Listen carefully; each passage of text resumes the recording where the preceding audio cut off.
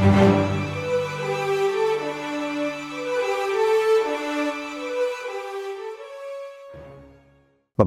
araw sa ating lahat. Ako nga pala si Chauncey Cruz, filmmaker, writer, director ng Sa Mga Mata ng Bata. Itong Sa Mga Mata ng Bata ay tungkol sa isang bata na meron siyang ama na politician. Tapos, ayun, tungkol lang siya sa kung paano madaling maimpluwensyahan ang bata. Depende sa kung sinong otoridad yung tinitingala nila.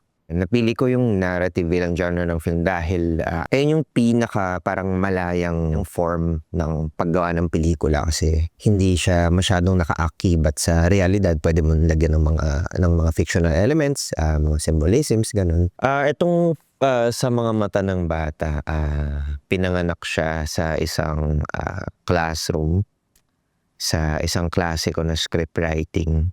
Tapos panahon to nung administrasyong Duterte. So, para siyang reactive na teksto na na pinaghalong galit at takot.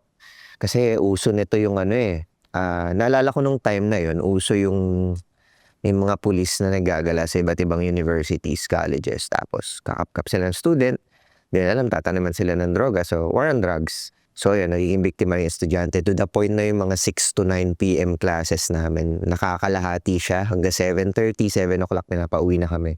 So, ayun, parang yung mga panahon na yun parang, reactive siya. So, reaction siya at ibang-iba yung niya, ibang-iba yung storya niya.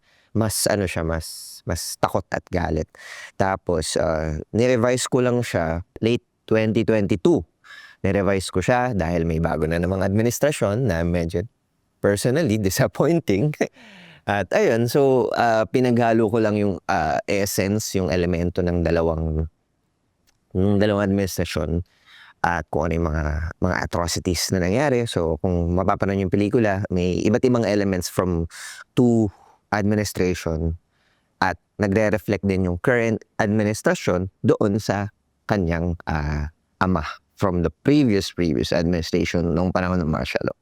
Gusto kong sabihin ng pelikula na hubogin natin ang kaisipan ng susunod na henerasyon ng mga kabataan ngayon. Feeling matanda yun. Okay lang mag-joke, diba? Sorry. Ayun. Ayun, kasi ang dali-daling ma-impluwensya ng mga bata. Actually, personally, ako ayoko talaga na napapaligiran ako ng mga bata. How ironic na puro bata yung nasa pelikula ko. Kasi parang, alam niyo yung kasabihan na na parang yung maling ginagawa ng matatanda, pag nakita ng bata, nagmumukhang tama. Parang ganon. So, ganon siya na pwede ring isahalintulad sa mas deeper na meaning na kung sino ang namumuno sa inang bayan, yun yung tutularan ng mga anak ng bayan. So parang, kumbaga, tayong mga mamamayan, madali tayong ma-impluwensyahan kung sino yung mga nasa authority, especially kung sinong may control sa media, sinong may control sa mga kapulisan, sa army. So ayun, mas maging mas maging aware tayo, mas mag-ingat tayo at mas maging aktibo tayo pagdating sa pag-iimpluwensya sa mga bata kung ano ba dapat yung mga kaisipan na dapat nilang isipin. Mas nag-focus ako dito sa pelikulang to dun sa kwento mismo at kung paano siya maipapalabas. Na ayoko kasi na magmukha siyang masyadong deep, na masyadong maraming symbolism na kailangan pang panoorin ng mga tao ng paulit-ulit para lang magets nila. So, more on balance sa pagkikwento between sa pagbibigay ng halaga sa storya ng mga nabiktima ng iba't ibang administrasyon at sa kung papaano siya magiging easy to digest, kumbaga. May mga times na may mga nag-approach ako, uy, anong ibig sabihin nito? Anong ibig sabihin nito? Balance talaga nung pagkikwento. Sa cinematography naman, actually medyo galit sa akin yung cinematographer ko kasi nung preparation kasi, hindi ko sila sinama sa ocular. Kasi pandemic to. So parang ako, para lang less hassle, sige ako na, pipicturean ko lang, pakita ko na lang sa inyo. Tapos ayun, pagdating niya doon sa location, direct, ba't ganito? Kasi ang dilim, hindi ko trip yung lugar. So ayun, parang Hindi ko siya masyadong napag-focusan, which is mali. Mahalagang makita ng lahat ang location. At ayun, sa actors naman, yung batang actor namin, si Kenshin, first na film niya 'to, pero in fairness nanalo siya ng best actor sa isang festival sa isang university. Mas nag-focus ako sa kanya na mas mag-stick siya sa script kasi tinatry niya mag-adlib minsan na medyo lumalayo sa karakter. Yun namang tatay na karakter, si Sir Adrian, ano siya medyo experienced na siyang actor. So, hinayaan ko siya mag-adlib-adlib. Nagawa naman niya yung role niya. Nakakatakot naman siyang tingnan. Tapos si Kenshin, cute-cute naman siya. So, ayun yung mga focuses na pinag-focusan ko sa pelikula. With that concept naman, kasi kung familiar kayo sa 21 Pilots, fanboy yun. Yung paggawa nila ng kanta is, ang light ng melody, ang light ng musika. Pero pag binasa mo yung teksto, yung lyrics ng kanta, ang dark. Parang, tungkol to sa depression, bakit ka nag-ukulele? Parang ganun. So, ganun yung parang gusto kong presentation nung istorya, nung pelikula na ang light-light niya, bata-bata, may mga music na parang cutesy-cutesy, pero pag pinakita mo yung pinakang mensahe ng kwento, ng pelikula, dark pala to. So, parang siya, more on creative choice siya. Pinaka na-enjoy ko yung yung bago kami mag-shoot. Kasi group of strangers siya. So, pandemic siya. Kasi sa thesis film to. So, lahat ng crew is mga estudyante. So, hindi ko sila kilala lahat. So, parang lang kami. Banding-banding kami. Tropa-tropa lang. Ganun. Kilanlan sa sarili. Tapos, ayun parang napakahalaga nung building rapport stage pagdating sa filmmaking kasi kayo yung magkakasama. And na-enjoy ko na konti lang kami kasi usually yung mga nasasamahan kong production shoots ng mga pelikula, ang dami masyadong tao, ang dami masyadong equipment. So parang ako, since as a creative na sanay akong na konti lang yung tao or ako lang mag-isa, one-man band, mga ganun. Na-enjoy ko na konti lang kami. From 13, ang daming aberya. Naging 6 na lang kami sa crew. So, yung isa nag-positive sa COVID. Yung isa in-anxiety attack during shoot dahil nga may nag-positive sa COVID. Tapos, merong isa na meron pala siyang prior commitment na shooting din. So, hindi siya nakasama. So, ayun yung nangyari. Nabaklas kami agad sa ayun. Naging 6 na lang kami, which is also great for me kasi madali siyang i-manage as the director na parang although medyo stressful, dual roles kami lahat. Pero mas lalong napasmooth. Hindi ko alam kung bakit, pero mas lalong napasmooth yung shooting. Like, yung call sheet namin, nauunahan namin. What? Ayun. Sorry, Kenshin, kung nanonood ka. Medyo nahirapan ako mag-direct kasi nga first film niya to at siya ay bata at hindi ako maano sa bata talaga. So, ayun, medyo nahirap. Ayun yung isa sa mga challenges, yung pagdidirect ng bata. At yung iba pang mga bata sa pelikula, mayroon kaming eksena doon na nasa classroom. Tapos lahat mga bata. Though mga pinsan-pinsan ko lang naman sila, mahirap pa din kasi mga bata. At hindi ako sanay sa mga bata. Hindi ko alam kung ba't pinahirapan ko yung sarili ko sa gantong story. Pero, ayun, isa pang challenges ayun. It's pandemic, magastos. Parang instead na yung budget mapupunta sa ibang mga bagay, napunta siya sa mga testing, paulit-ulit na testings. Tapos, ayun, kailangan namin magbayad ng medical person there. And ayun, since for safety na din, kailangan namin ayun, budget talaga usually yung problema kahit sa mga general na shoot naman. At ayun, yung paano siya magiging magandang pelikula pa rin kahit sobrang limitado yung crew and yung cast dahil nga sa pandemya na nangyari. May quote, hindi ko kabisado yung pinakang quote, pero may quote si Lino Broca na tayo mga artist, although ang trabaho natin ay magpakita ng katotohanan, ng kagandahan, isa pa rin sa mga mission natin ay yung alamin yung katotohanan, i-expose natin yung dumi, yung kung anong pangit at ipakita natin sa mga tao. Dahil although ito ay nakaka-offend, nakaka-depress, nakakagalit, kailangan tong malaman ng mga tao. Dahil ayun yung isa sa mga pinaka-importanting trabaho ng mga manlilikha. Hindi lang ng filmmakers, kahit anong klaseng sining pa yung ginagawa natin. Kailangan nating i-expose kung ano yung tama. Ako si Chauncey Cruz at ito ang aking maikling pelikula.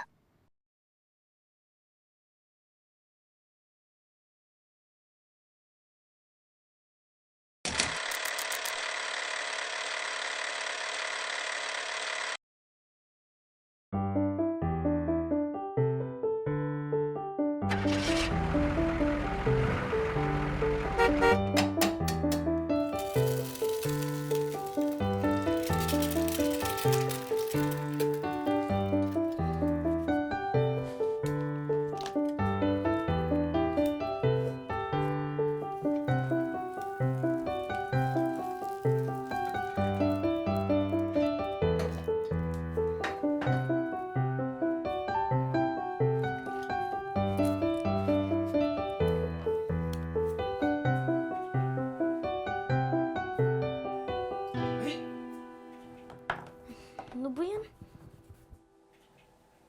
Manang! Pakilinis nga nito!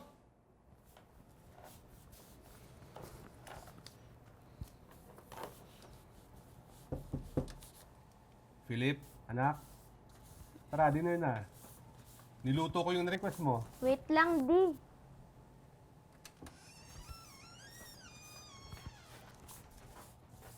Ano ba yan? Patingin nga.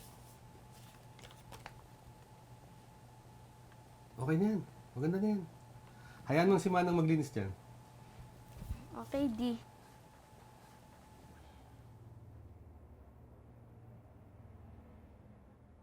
Ayon sa ilang mga witness, nakita pa nilang tumutulong magsara ng tindahan ng binandilyo bago matagpo ang patay. May iba naman na nagpapasalamat kay Mayor Freddy Marte sa kanyang oplan kontra droga sa kanilang bayan. Alam mo, Di, when I grow up, May pinta, gusto maging katulad mo. I want to become a good person. Kaya dapat, galingan mo sa school para magkaroon ka ng maraming awards.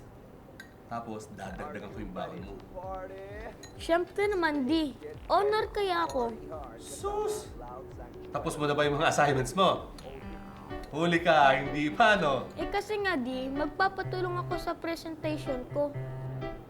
Parang bagal ka kumain ngayon. Gusto mo, subukan na kita? Eto na. Chuk, chuk, chuk, chuk, chuk, chuk, chuk. Malapit na.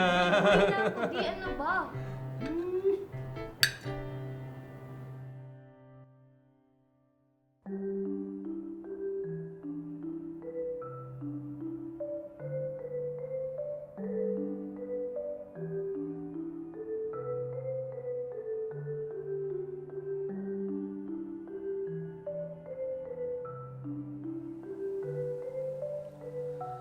Basta pag magpe-present ka sa harap ng mga tao, dapat confident. Ganito ba, Di? Kaya ang lahat, makinig kayo sa akin. Lagot kayo pag di kayo nakinig. Ayan, ganyan. Very good ka dyan, anak, ha? O, isang practice na lang, tapos matutulog na tayo. Okay, Di. Teka lang, akin na yan. Sabi mo, okay lang. Huwag na. Akin na yan. Okay, from the top.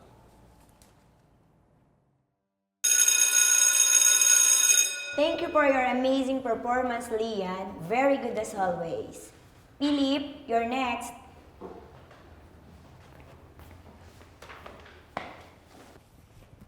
Magandang umaga, teacher. Magandang umaga, classmate. At maligayang araw ng mga ama. Ito po ang aking daddy na si Federico Marte Jr. O tinatawag ko po siyang Daddy Freddy. Si Daddy Freddy ay mapagmahal na tatay. Kaya tulad ng mami ko, nabibigay niya lahat ng gusto ko. Just like a genie. Isa sa mga kalaban niya ay ang mga adik.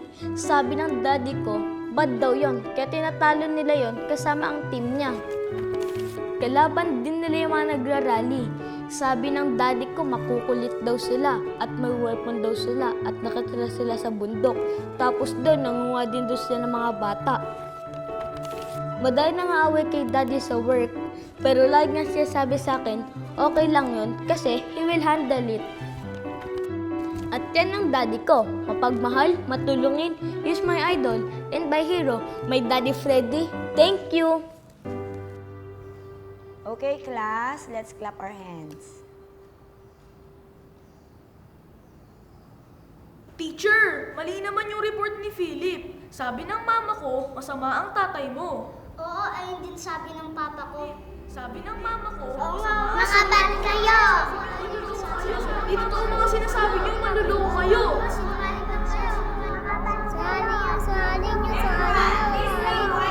Hindi masama ang daddy ko. Walang kasalanan ng daddy ko. Hindi masama si Daddy Freddy! Katulad kayo ng kalaban ni Daddy! Papatayin niya kayo! Hindi siya masama! Wala siyang kasalanan! Liars! Philip! Sumama ka sa akin sa principal's office. Hindi masama ang daddy ko. Wala siyang ginagawang masama. Philip, anak.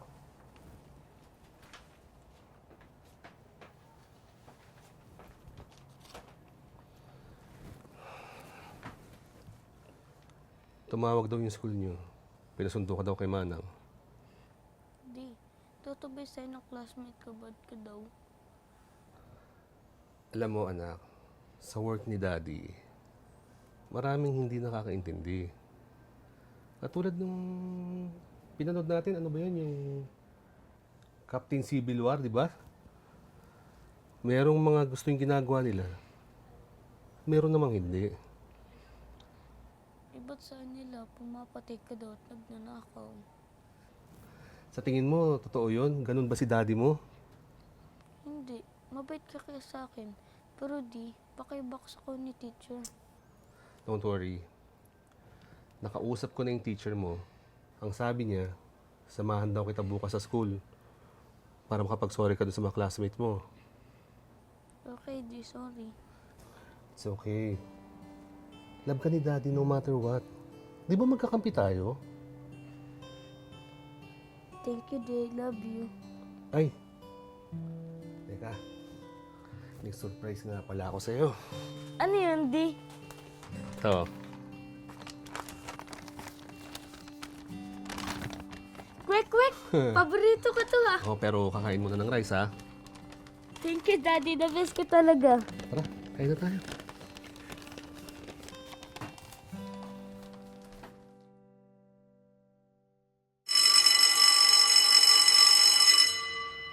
Magandang araw sa inyo mga classmate ni Philip. Gusto sana mag-sorry ni Philip tungkol sa nangyari last time. Sana patawarin niyo siya. Philip? Sorry, teacher. Sorry, classmate. Di ko na uulitin yung ginawa ko. Sana mapatawad niyo ako at naging friends ulit tayo.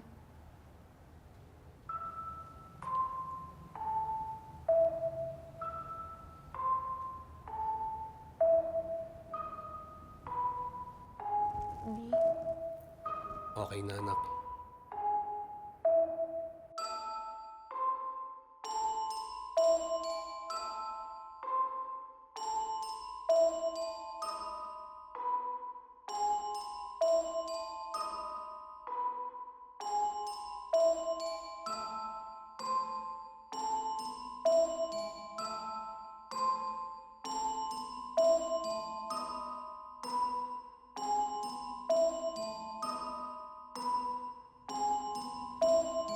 Ang galing mo talaga, Daddy Freddy.